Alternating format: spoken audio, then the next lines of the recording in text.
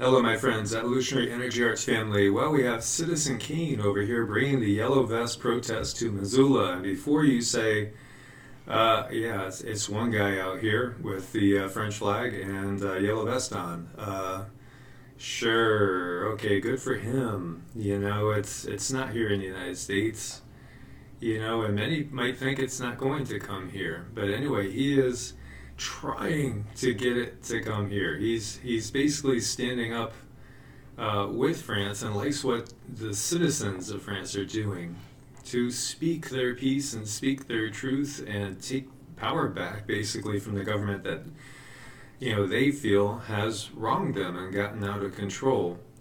And so this past week, Missoula residents may have seen a lone protester waving the French flag while wearing a bright yellow vest, the same garb donned by thousands of protesters who have taken to the streets in Paris in opposition to Emmanuel Macron, the current president.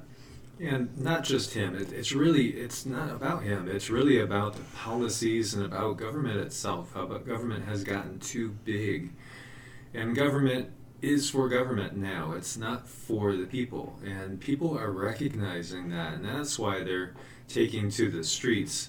And so this one man, he's wanting to initiate change here in the United States, and he's starting in Missoula. Now, he's not alone because these protests, as we have said, they're not slowing down. As we got glitches going here, which have been going on forever, it seems lately. So he's not on his own. There's a lot more just like him, just waiting for the chance to basically make their protest and state their piece on their home turf. And we are seeing these protests start to spread. We have seen them in Belgium. We have seen them in many different places. And now we have the Yellow Vest pro-Brexit protesters blocking Westminster Bridge. And so at Westminster Bridge right there, opposite the House of Parliament in London, and protesters are blocking it. They're wearing yellow vests, similar to those worn in recent protests in France. And so they're briefly bringing traffic to a standstill. Passerbyers tweeted content from the bridge, showing several dozen protesters sitting in front of traffic, chanting Brexit now and singing Rule Britannia. Several protesters were seen waving the Union Jack flag, while others were wearing clothing with pro-Donald Trump insignia on it. And there's a video there as well. Spokesman for the Metropolitan Police said they were aware of the protests, adding no arrests have been made. And so, it's coming to Britain. And it's not just there as well. It's coming in multiple places. And so this is talking about the global anti-elite claim.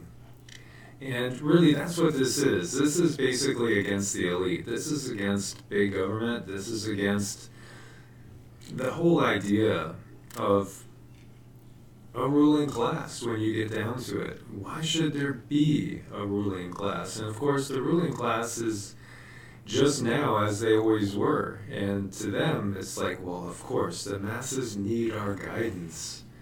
They need our guidance. They can't do it on their own. It's even at the point where some at the top don't think we're intelligent enough to do it on our own, to govern ourselves. And really what we need is a complete change, as we've been saying. And so this has been a consistent theme that I've basically talked about, the need for complete change in system. And we're seeing it. And this article over here is saying the Paris Yellow Vest protesters show the flaws of capitalism. And not that we want to be communist either. There can be alternatives between capitalism and communism. And excuse me while I take another sip of coffee. And so this is part of the problem with capitalism is when is enough enough? When you have three men that own as much wealth in the United States as the bottom 55 to 60%. That's a system gone wrong. And some will vehemently defend that to death. I've had people say that. And, some people that are in the system and doing quite well with the system. But when we have things like, soybeans rotting away, that could be feeding people that are starving to death in one part of the world. And yet we have trade wars going on. And, that's not a system that's really for people of the people. And we need to come together. So what really I am hoping to see out of this movement is that movement that will finally become a true global movement that will put into effect changes that will actually help the average common person across the globe. And again, let's celebrate our differences, and let's embrace that. The differences of culture, the different traditions, let's enjoy that. It's wonderful. To me, I'm kind of a foodie, and yeah, I'm definitely a foodie. And also, I love exploring different cultures in every way. So I love to go to different ethnic restaurants whenever I could. That's my favorite thing to do, is to get really fully immersed in a culture, and especially in their food.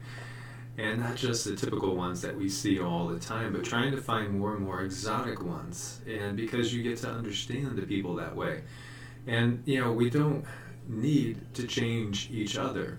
And we don't need everybody to have exactly the same sort of system set up. We just need to get along and to be peaceful. And part of this whole thing is that war machine that we've seen that feeds off itself. And, one person had made a comment that war's not profitable, and that's one of the most erroneous comments you could make. Because war is extremely profitable when you look at it. And there are those that have played both sides of the fence in both World War I and World War II and gotten very, very rich out of it. The whole military-industrial complex jumped to an all-new level after World War II. And so we need a true revolution in thought. And so let's try to make it a peaceful one, but this does need to spread to the point where we actually get governments to make changes. And we've seen that. Macron is making concessions left and right now. And so here, I'll have links for these various YouTube channels. This is Nubrus, and they're covering the Yellow Vest in London, and they're actually blocking many bridges. So it's not just even just the one bridge. And so realize that a lot of these protests are going to be underreported in certain spots, and they're going to be overreported in certain spots. Of course, the governments, don't want people to know how much protesting is going on in their own countries. That's going to be something. So this is one that you could go ahead and check it out. He has some coverage going there. And over here in Hungary, thousands march in Budapest against slave law. And so these protests, they could be against different items, but this is a global awakening. Make no mistake about it. This is a global awakening, and we are seeing this awakening spread all over the world. So here you have Hungary. We had talked about Greece. We had talked about Italy. We had talked about Belgium. Many different countries. Over here, Israel. There's protests in Israel. Now, who would have thought? This one kind of surprised me a little bit, but yeah. Israel as well. And so everywhere we look, these protests are going to spread. These are, they're going to be a universal protest. Or I should say they are going to be universal around the globe. And, it's protests against the system. It's against the system. The recognition that the will of the people around the globe is not being done. It's the will of the elitists around the globe, and we recognize that. And this is part of the bigger picture, the much, much bigger picture going on. And again, I have all these links for you guys. And let me know when you see them as well. Analysis. In democracy's political chaos, a new model emerges. Well, yeah, what is that new model going to be? And I love to watch historical things, and I was watching basically something on the history of democracies and how it all started with the Greeks and stuff. But when you look at Greek culture and all, it really is a remnant of a much more ancient culture. And that's really what we have around the globe as well. We have evidence of these ancient cultures. You know, off the coast of Western India are buried cities, you know, deep in the Indian Ocean right now, that have the same sort of architecture and the same sort of design and feel to them. And it's not just even there's other ones buried off the coasts, during which time period we had the Ice Age, and the coasts, you know, the oceans were lower than they are today. And we may be heading back to that whole thing again, as well as, you know, things ebb and flow and everything changes. And so it's amazing how short-sighted we can be when we can, you know, we're basically taught to think, basically, you know, you have democracies and then you have, you know, communism.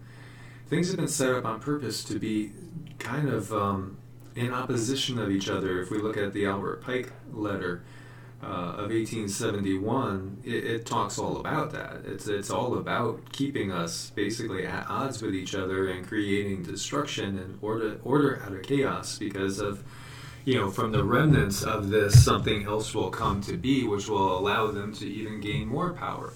And this has been going on in our history, our known history. This has been going on. And, you know, are we really such warlike people? Well, I mean, most of the people I meet every day are pretty damn nice when you get down to it. And I think the people that are more actively engaged in the system tend to get more frustrated and irritable, and it's because of the system. I think that if we found ourselves out of the system, people overall would be much happier, much healthier, and yeah, we'll get along a lot better. It's the system, for the most part, that creates the dissension, the bickering, the fighting. You know, it's the system that puts us against each other. Yes, there's always going to be people that want to get out there and conquer the world. Your Genghis Khans of the world, your Caesars, your Alexanders, and the like, and the such. But we need to come together and be unified in our diversity. That's the real lesson here. Let us embrace our diversity, not try to force ourselves on anybody else or our ways on anybody else. And by perhaps breaking it down, we can build it up again in the right way.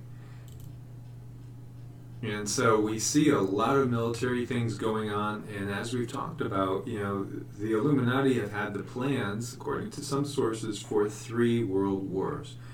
And of course, with the global revolution spreading, they're going to do whatever they can to divert attention. And hence, we have seen there's been so many false flags in order to create a new mindset. That is a technique they always use, and they also use war. And so, you know, right here you see Russia to set up Caribbean base and to meet Israeli brass to discuss Iran. Be aware of everything going on, and we can see it, and you guys know it's going on. And they are still desperately trying, and they would much rather have a world war that culls the population tremendously and also gets the heat off of them. They would embrace that in a heartbeat. You know, take the heat off of them, focus it elsewhere, keep us divided, knock off a big percentage of the population, get people, you know, to the point where they'll embrace anything. That's what they're trying to do here, you know, so be very, very aware. There are elitist forces that are trying desperately to start World War III, because we see the true revolution is starting. And as we wake up, and we must really strive to do this in a peaceful way. So, you know, these protests need to stay peaceful and give them no opportunity to, shut down or come down militarily into a martial law situation, because then you would have to have, and hopefully it would happen, that the military would have to wake up en masse and basically lay down their arms or refuse to fight against their brothers and sisters. Russia deploys in Crimea 100 new type combat aircraft. This is stuff from Ukrainian intelligence. These are Su-27s and Su-30 airplanes whose range allows them to operate throughout the Black Sea region and almost over the entire territory of the Ukraine. Ukrainian military intelligence official Vadim Skibitsky said Russia has additionally employed in Crimea 100 of the new type of combat aircraft. And so we see the buildup going on, and today was actually a day that was designated as a possible day for some military action by the Ukrainian forces, as supposedly they were building up significant forces on the border over there. Erdogan and Trump discussed Syria as Turkey warns of new military operation, and Turkey is hitting the Kurds, who they've always had issues with. The Kurds want their own homeland. The Kurds have basically been a ping pong ball, bounced all over the whole area there, and they truly want their own homeland, and they've done fighting for the U.S. against quote-unquote ISIS forces, and then basically, according to some, been just kind of ignored and abandoned after they were used. And so now Syria wants to push the Kurds as well, and the Kurds' traditional homeland is an interesting thing to look into as it's spread over that whole area. And so Turkish forces will enter the Syrian town of Manbij if the U.S. does not remove YPG members, Erdogan said earlier, and Turkey will launch new operations as well. So, everybody's weary of what Erdogan and Turkey will do, as they are an official NATO member, but they're not really working with NATO. There's been over 2,000 ceasefire violations registered in Ukraine in the past week.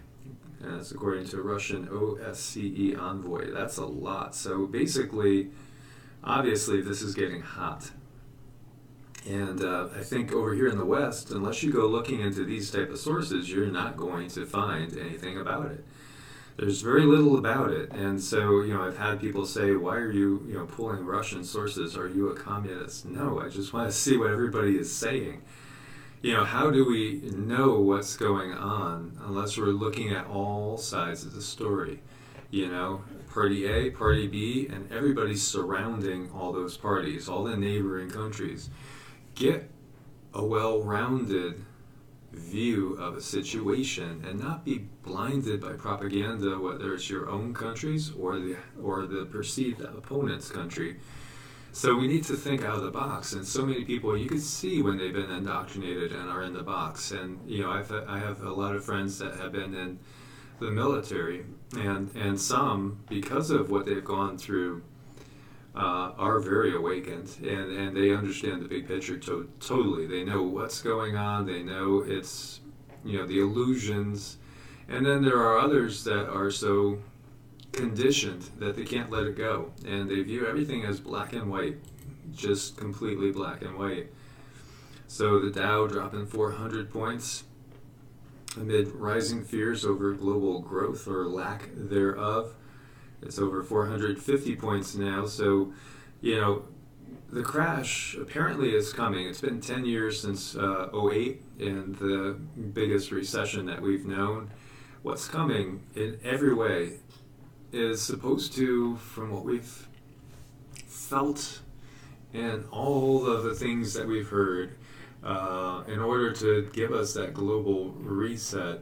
And there's these conflicting thoughts. There's those that are holding out hope that there really are white hats that are going to come to the rescue, and there's going to be peace. There's going to be no war. There's going to be peace. There's going to be a global reset, and we're going into a golden age. And then, there are those that say, no, what's coming is going to be the biggest financial collapse we've ever seen in the world, perhaps in world history, certainly in modern world history. And then we're going to see, basically wars and revolutions, and then out of that there will be some new order that comes, and it won't be that new world order that the first President Bush spoke of, because that's already been in effect. That is something that goes back to Roman times. When you look at it, it's so clear that we've been living under that order forever. And basically, when they talk about it, they're talking about just gaining more and more and more complete control. That's right out there in the open. And there are those that talk about bringing back monarchies and stuff. That's crazy. The time of that whole thing is way gone. There were so many injustices going on, and when you consolidate power into the hands of one person, that is so dangerous, whether that's a military dictator or a monarch. And that is something the world does not need at all. We need to come to a consensus, and we need to agree to disagree and to do things in a more individual way, but yet understanding the whole. And now we did have all these bomb threats yesterday, all these crazy, crazy bomb threats around the country that panicked so many people. And so there was an explosion at the Mark West Energy gas plant in Pennsylvania, and some were concerned this was possibly related to it. As from what we've seen, there was no explanation, and not to get up in arms about that being, possibly related to all of what the authorities had said was nothing but just a mass email hoax. So this explosion definitely got some a little bit nervous, but at the same time, more than likely had nothing to do with it. There's a mystery as 2 U.S. technicians are killed at McMurdo Station in a remote Antarctic scientific base, and they were working on a fire suppression system. They were found unconscious after a helicopter pilot spotted smoke coming from a building down there. And anytime we see anything going on in the Antarctic, it always raises an eyebrow, because you wonder what's really going on there. And that's the big question. And we've seen with the ice melting down there, strange shapes and strange things that kind of point to the fact that it wasn't always just a frozen wasteland. So we have a pet chihuahua that tries to protect the owner in a Pennsylvania bear attack. This lady was actually dragged 80 yards by a bear by the leg, and she's suffering from deep wounds and broken bones. And the whole time her pet chihuahua was trying to protect her and save her. Don't estimate chihuahuas, not that they're going to beat up a bear, but you know what, they are fierce at times, and they will protect their owner as best as they can, even if they're only 5 pounds. And luckily she did survive, and they are on the lookout for the bear right now. And they will euthanize it when they do find it. So green balls of fire, we've talked about this comet. It's getting close, it's going to light up the sky, and this is the closest pass of a comet for 20 years. So automatically that, as I've shared with you guys before, gets me thinking of Nostradamus, because he talked about, basically vengeance and disaster and destruction happening all at once when the comet shall pass. So the question is that the comet? And so he always wrote in quatrains, except for this letter to his son Caesar, which is really interesting. And he just kind of puts it all together. And the one thing that he talks about in here that really, really sticks out is basically this revolution. And so he talks about the 20th century, and says that the 20th century is going to end in war, and war will hold it under its sway, and the same thing will keep going with the 21st, which we've seen with 9/11, and then we have Afghanistan, we have Iraq, Syria, it's just one thing after another. But he talks about the revolution that comes in this time period, or the time period just after. Some countries will be in the grip of revolution for several years, and others ruined for still longer period. And so he says, and now that we are in a Republican era with Almighty God's age, and before completing the full cycle, he talks about the monarchy to return, and then a golden age. And for according to the celestial signs, the golden age shall return. And it goes on and says, with the world near to an all-encompassing revolution.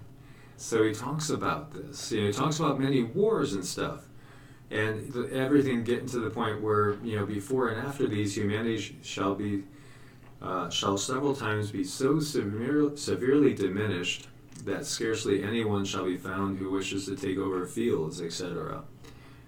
But he talks about this global world revolution that's going to come, and so it so clearly seems to me, that these things that we are seeing here could be the forerunner of that. And, be suspicious about everything. Do we know that Nostradamus even really existed? He wrote that in 1555. That's a long time ago. History is written by the victors. So I'm not saying that I totally believe in Nostradamus or the works of Nostradamus. I do believe in predictive programming. And so I do think that is used. We can see how marketing is used to sell us things. We can see how, we are barraged all the time by certain ideas because they want it to sink into our collective subconsciousness. And we do have a collective subconsciousness. As Jung said, it is as if each one of us are individual peaks and waves, but we're all in the same ocean. We all are the same ocean. And so whether we're looking at any of the ancient prophecies, when they are saying basically the same thing coming from everywhere, the couple of options that we could look at. One, we're really looking at something that we're all tapping into, and is something that we all have the ability to tap into, or it's predictive programming because those in charge are giving us these for us to fulfill.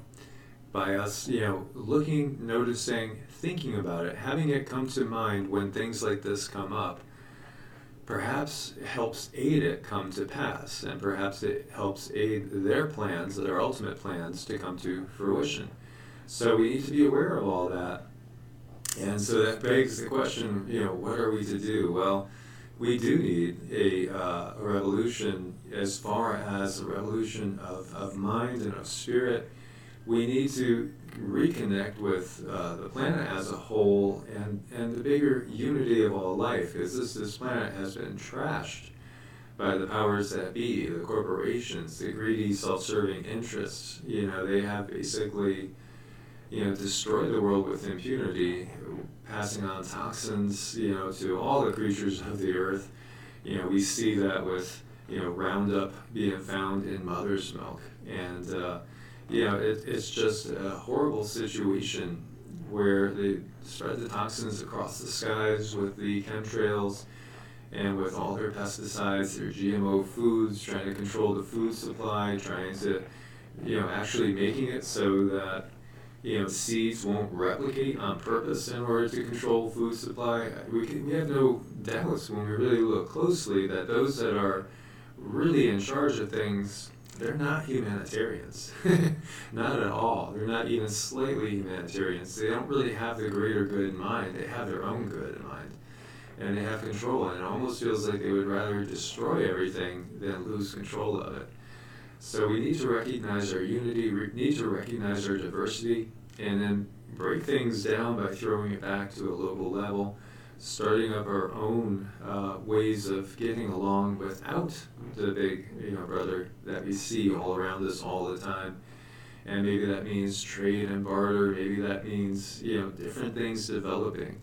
As we see, there are so many movements right now, so many people, and there's a lot of people on YouTube channels that would love to start small communities. We were listening to, so I was watching something, and then the next thing that popped up online, they roll automatically to another channel, was Rex from Leak Project, and he was live, and he was talking about how he'd love to get a few hundred acres and set up an alternative community.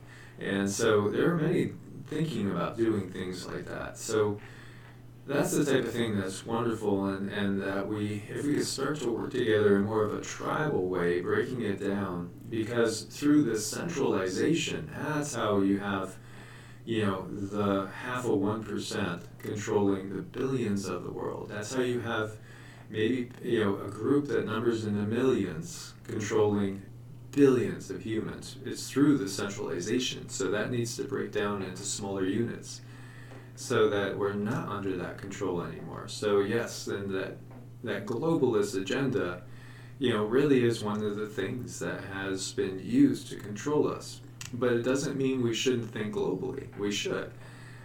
We should think globally, but yet we need to do it at a local level, and need to do it with the bigger picture in mind, and we need to do it without being controlled and manipulated into fighting each other. So what we need to have really happen is to have peace spontaneously break down and break out everywhere. And so if the soldiers of the world refuse to fight, if they all abandoned their equipment, threw off their insignias, tossed the guns in a big pile, and just went home and said, hey, let's work on this with our family, with my hometown, and with whoever is there. Let's work on these things together and fix things locally, each of us, and have trust in others, that others are going to do the same.